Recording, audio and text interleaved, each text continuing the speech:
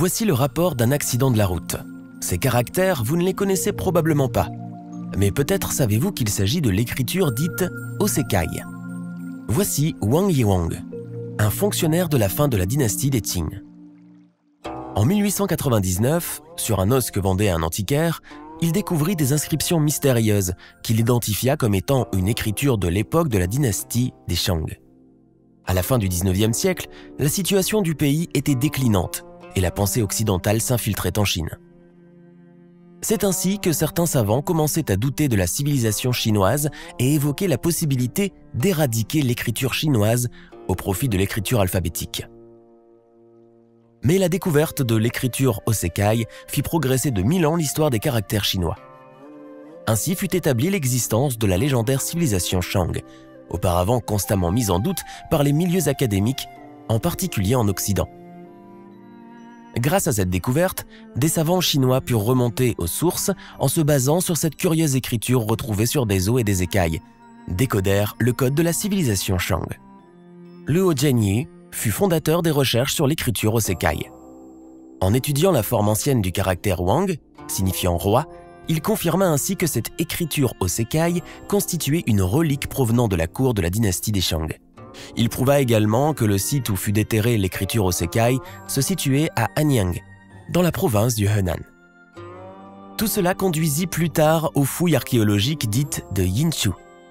C'est ainsi qu'une dynastie éteinte et une histoire de la forme embryonnaire de l'écriture chinoise furent mises au jour devant les yeux du monde entier.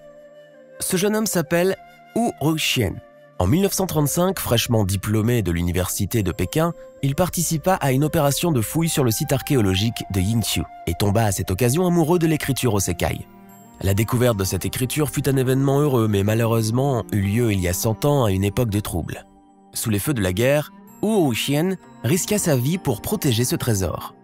En 1940, il apprit que des milliers d'os et d'écailles collectionnés par le missionnaire canadien James Mellon Menzies furent conservés à l'université Tsinghua. Hu Ruxian partit sans hésitation pour travailler à l'université de Tsinghua, provisoirement transféré à Chengdu à cause de la guerre. Mais il n'eut pas de chance. Une fois la guerre de résistance du peuple chinois contre l'agression japonaise terminée, il se rendit à 2 reprises à Jinan, à la recherche de ces écritures anciennes. Dès qu'il entendait dire qu'il y avait quelque part des spécimens d'écriture Osekai, Hu Ruxian se précipitait pour les voir de ses yeux. Cependant, malgré une dizaine d'années d'efforts pour retrouver les os et les écailles collectionnés par James Mellon Menzies, il ne les retrouvera jamais. Après la fondation de la République populaire de Chine, une occasion de réaliser son rêve se présenta à lui. En 1956, Hu Ruxian et sa femme Gui Changying quittèrent Shanghai pour Beijing, afin de participer à la rédaction de l'anthologie de l'écriture Osekai, un chef-d'œuvre de recherche qui fut publié à la fin de l'année 1982. Hu Ruxian réalisa ainsi le rêve de toute sa vie. Aujourd'hui, une équipe de chercheurs continue toujours à travailler sans relâche sur les mystères de l'écriture Osekai.